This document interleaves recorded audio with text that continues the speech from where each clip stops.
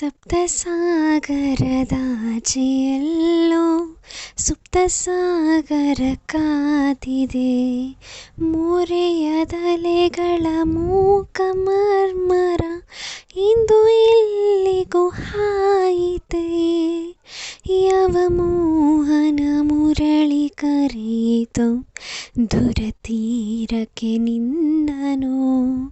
ಯಾವ ಬೃಂದಾವನವು ಸೆಳೆಯಿತು ನಿನ ಮಣ್ಣಿನ ಕಣ್ಣನು.